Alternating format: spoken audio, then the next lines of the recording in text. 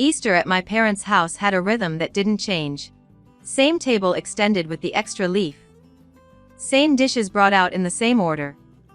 Even the pauses between conversations felt familiar. Like everyone knew when to fill them, and when to let them sit.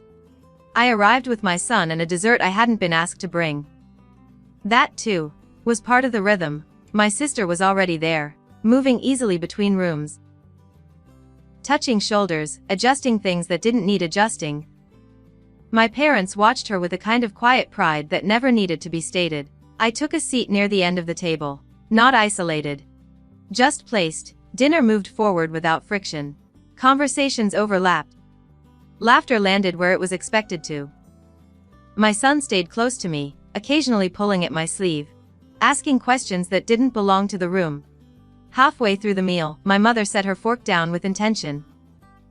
"That was the signal. We have some news," she said, her tone light but controlled. Everyone looked up. My sister already knew. I could tell by the way she leaned back slightly, giving the moment space. "We're flying the whole family to Paris in June," my father added. "For the wedding." The reaction came immediately, voices lifting, questions stacking. Excitement expanding outward. It filled the room quickly, leaving very little space for anything else. I watched it settle.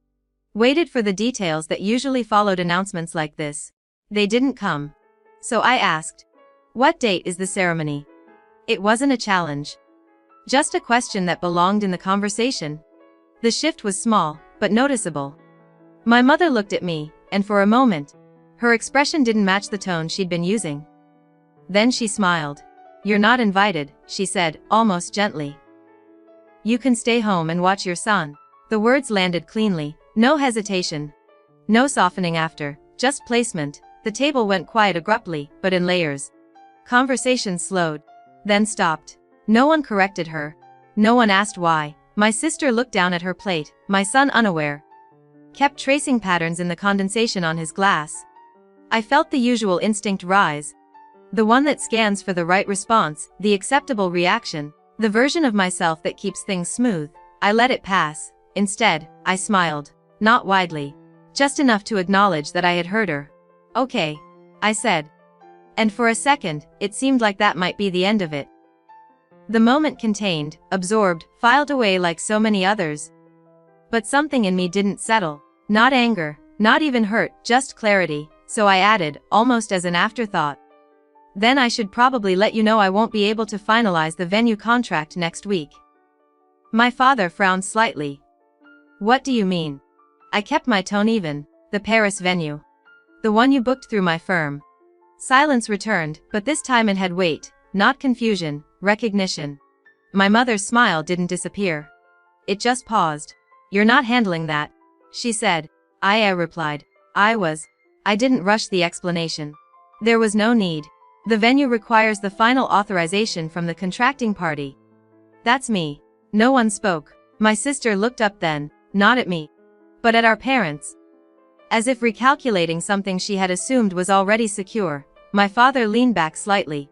His posture shifting in a way I hadn't seen before, not defensive, just less certain. "You never mentioned this," he said. "You never asked." I answered. It wasn't sharp. Just accurate. The room adjusted around the information. You could feel it happening, expectations reordering themselves. Excitement folding into something more cautious. My mother picked up her glass, then set it down again without drinking. "That doesn't change anything," she said, though it sounded more like a question than a statement. "No," I said.